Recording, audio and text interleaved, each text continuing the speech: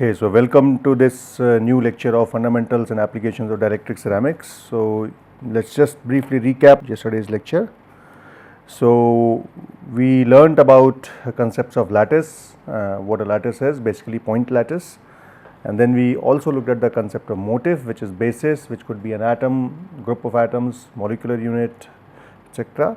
And when you combine point lattice and motif, you will make crystal lattice.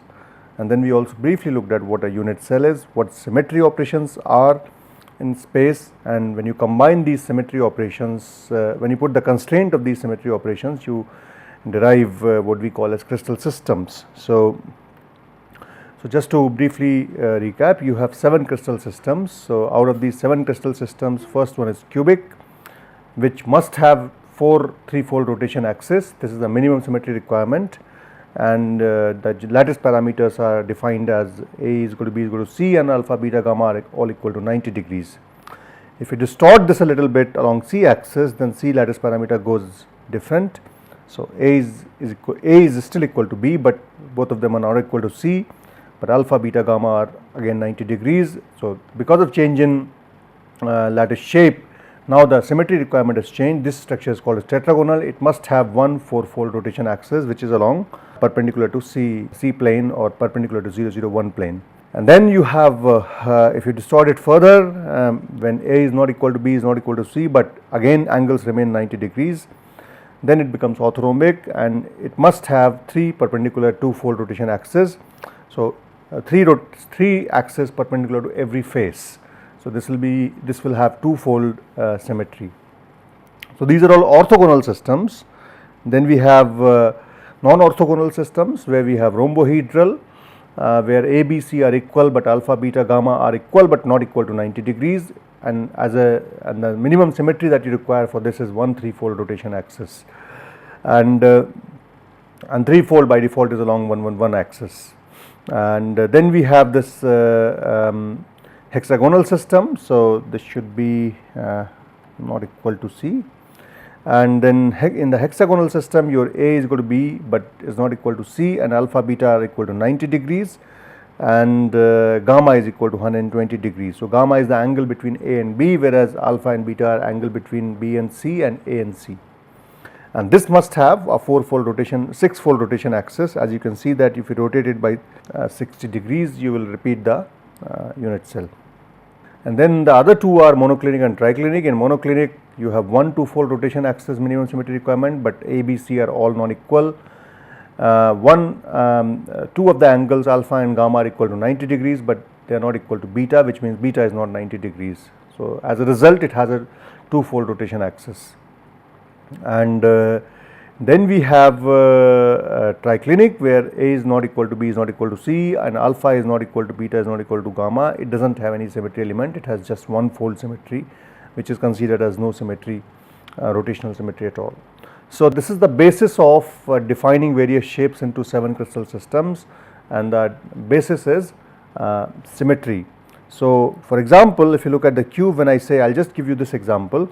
When you say a cube must have 4 3-fold rotation axis, so this has 3-fold rotation, 4 of them along body diagonals, which is called as 1 1 1 axis in the Miller indices form. But if you put an atom, for example, here and here, then you lose the 3-fold rotation. So it does not remain cube, even though it looks like a cube, it does not remain like a cube. So instead it converts into a tetragonal unit cell. You can make a smaller tetragonal unit cell like this, and there will be one on the other side. So this is how you will make a smaller tetragonal unit cell with 4-fold rotation.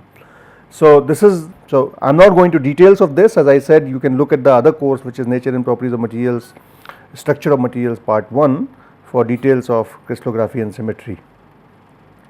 So these crystal systems are further divided into, now that you know the concept of primitive and non-primitive lattice. Primitive lattice is the one with 1 lattice point, non-primitive lattice is the one with more than 1 lattice points.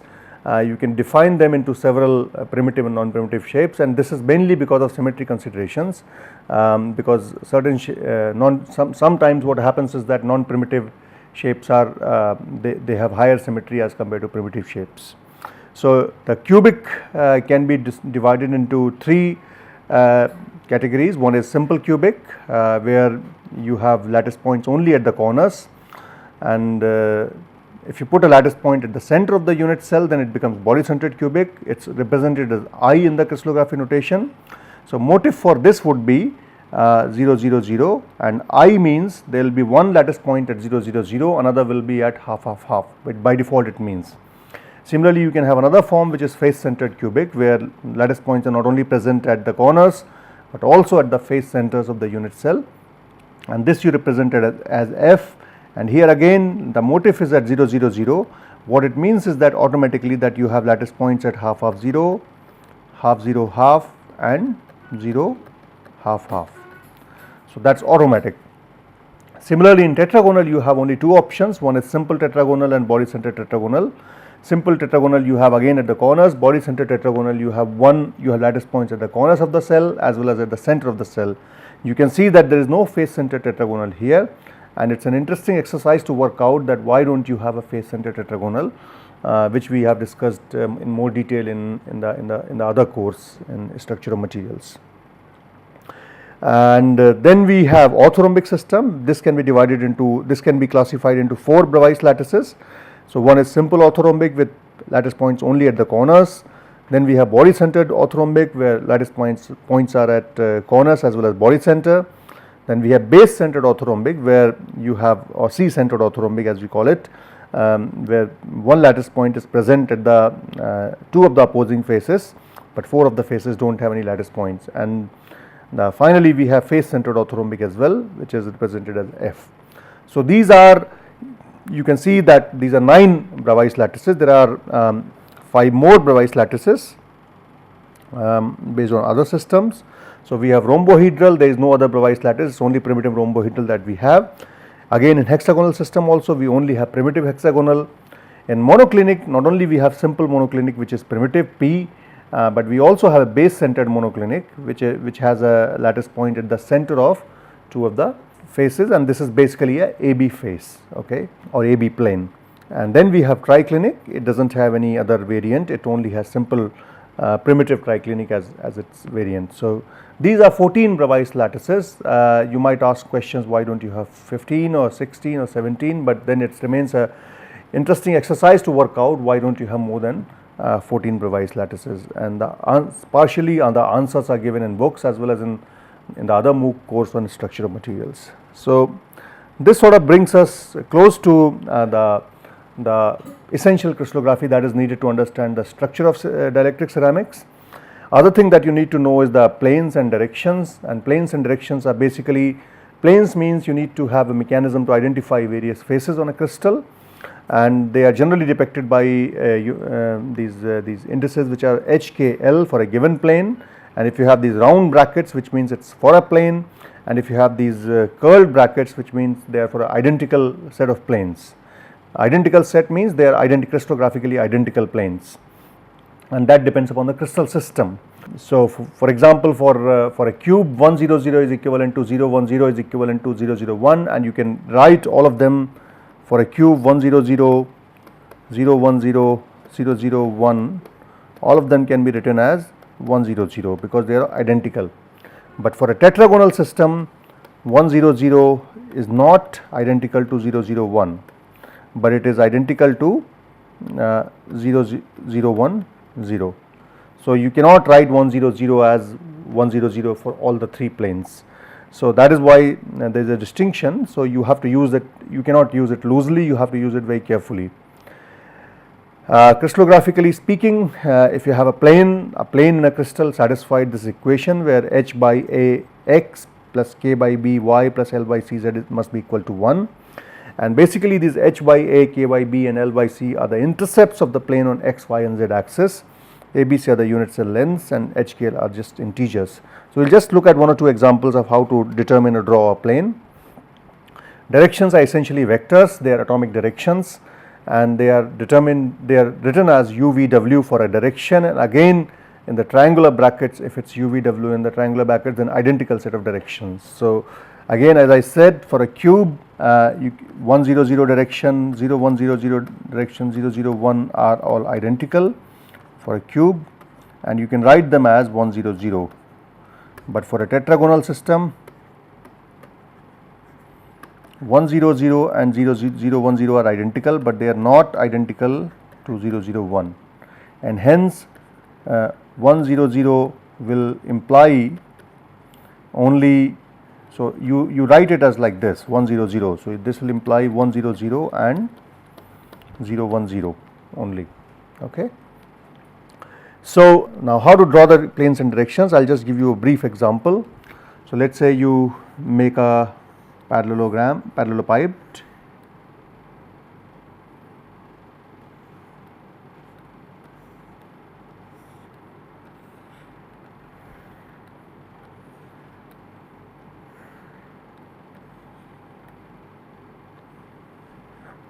let us say this is our x axis, this is our y axis, this is the convention to draw x, y, z. Let us say I want to determine this plane, the one which is there. This plane is, as you can see, it's so that if you look at the intercept on x, y, z axis, for this the intercept on x is equal to, it's parallel to x axis, which means intercept for x is infinity. It's parallel to y axis, which means intercept on y is infinity. For z, this is equivalent to this plane. So basically you can say the intercept is equal to 1. Okay. If you keep your origin here, you can keep your origin here. The choice is given to shift the origin. So you can shift the origin in a unit cell. So since you cannot determine the intercept by keeping the origin here, you shift the origin here. So you keep the origin there.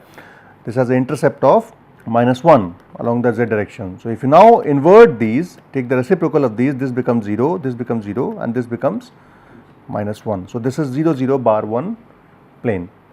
If you take this plane, this will be 0 0 1 plane. Now what about the plane which is here in the middle?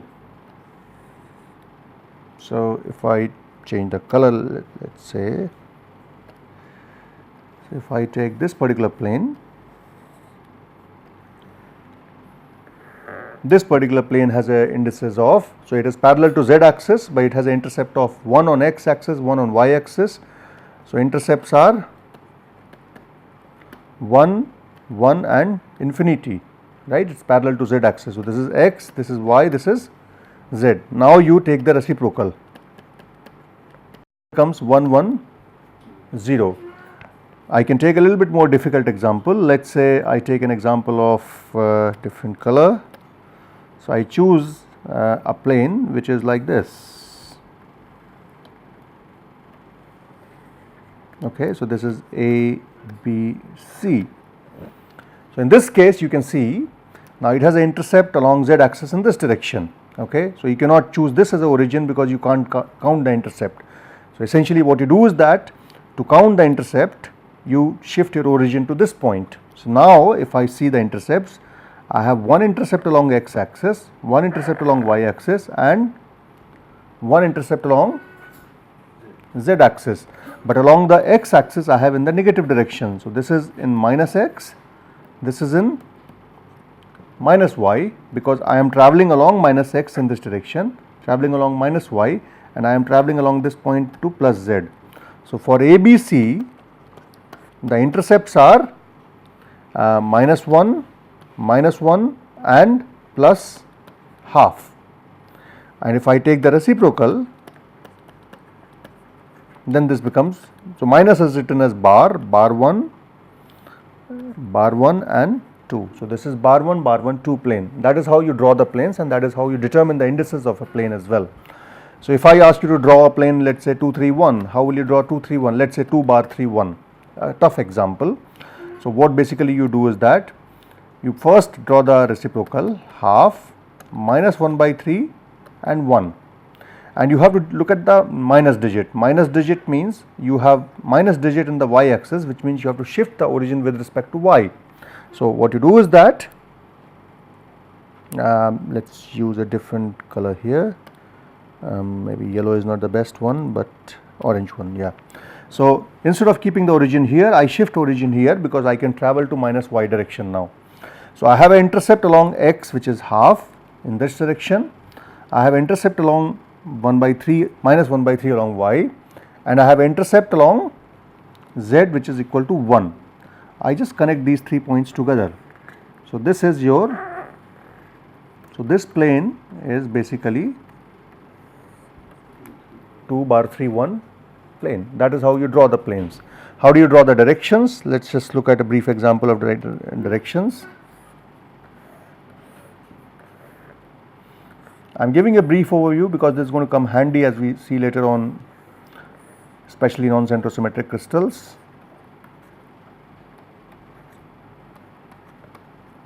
So, if I have to draw a direction 1 0 0, what it means is that I travel, if I take this as origin, I travel one step along x, 0 along y, 0 along z. So, this basically direction parallel to x axis is 1 0 0.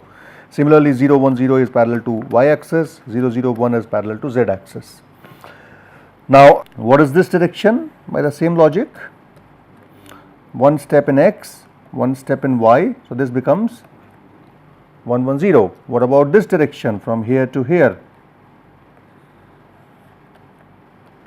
So, to reach that point, now I need to do a bit of, so I can see that it has a intercept. So, I need to draw various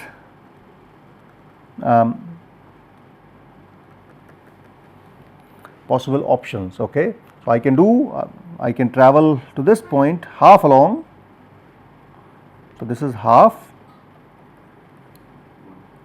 then I go 1 along y, and then I go half along z. So, how much I have travelled for this?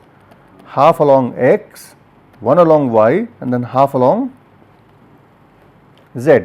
Now, in this case you do not take the reciprocal, you multiply it by the integer, so that all of them become an appropriate integer, so that all of them become smallest possible integers. So, this will become 1 2 1 direction. Again, you can choose the origin for negative ones. So, let us say if you have a vector which is like, I do not know, if you start from this point, let us say you come to that point. Okay. So, your starting point is this point, end point is that. So, how do you go to reach that point? You travel half distance in x like this, you travel y distance in 1 distance in y along negative y. So, you come this way half, this way 1, and then you go this way 1. So, what is it? This is, we went positive in x, we went negative in y minus 1, let us say, and we went positive in z. So, this direction will become 1 bar 2 2. All right. This is what the direction will be. So, now let us say if you want to draw, let us say 4 2 0 direction, how will you draw 4 2 0 direction? So, 4 means 4 distances, 4 unit lengths along x, 2 unit length along y, and 0 unit length along z. Since you can't go out of the unit cell, you take the, you divide it by 4. So, this becomes 1 2 by 4 and 0. So, you go, if you start from, let me change the color. So, let see, these are all positive, so you do not have to change the origin. So, if you keep the origin here, so you go 1 along x, half along y, and 0 along z. So, which means this is the vector that I have. So, basically 4 2 0 is nothing but 2 1 0, all right, in the smallest possible So, this is how you draw the direction. So, I hope, I mean, you can look at the course structure of materials for details about it. So, now let us having completed some essentials of crystallography for dielectrics and for dielectric ceramics, what you need to understand is the type of bonding they have. From basics of chemistry, we know that there are 3 types of primary bonding that exist. One is metallic, second is covalent, third is ionic, and then there are secondary bond segments which are weaker and which are basically van der Waals type of bonds that primarily exist in solids. So, if you look at metallic bonding is nothing but, you have metallic cores with a sea of electrons around them, and metals such as nickel, iron, copper, gold, silver, etc. They all show this kind of bonding behavior. So, this is basically, there is a sea of electrons, this sea of electron provides malleability to metals, and as a result, so this is basically, these are all sea of free electrons, right, you can say free electrons, and these are metal ionic cores. okay, and that is why metals, and this provides basically flexibility in terms of, so that is why their metals are malleable, conducting thermally as well as electronically. So this is metallic bonding. I am not going to get into details. You can look at any chemistry book. For example, you can go to this website chem.libratex.org. It has fantastic discussion on bonding of materials. Second type of bonding that we encounter is covalent bonding, and this is basically based on sharing of electrons. So for example, you can look at this is CH4 molecule. So carbon has 4 atoms in the outer shell. To complete its electronic configuration, to come to low energy configuration, it needs 4 more electrons. So when you pair it with 4 hydrogen atoms, hydrogen is also able to complete its configuration, carbon is also able to complete its configuration, and based on sharing, this is called as covalent bond. There is a theory of covalent bonding that I am not going to go into details, but basically covalent bonding is based on valence bond theory as well as hybridization of orbitals. So in solids such as diamond and graphite and in methane, etc., there is a strong orbital hybridization. This orbital hybridization is necessary because the angles which are observed in these molecules cannot otherwise be explained, and this hybridization basically leads to so you can have sp hybridization, you can have sp2 hybridization, you can have sp3 hybridization, and so on and so forth. These hybridizations give rise to certain molecular shapes which can be determined using variety of techniques. So materials generally belonging to group 4 elements as well as compounds which are between silicon carbon, silicon germanium, etc., they are all silicon carbide. So you can take silicon carbide for example, and similarly zinc sulfide, etc., all of them show this kind of this kind of bonding. And then silicon, carbon, germanium, they are predominantly covalently bonded materials, and you have gases like methane, etc., which are also covalently bonded.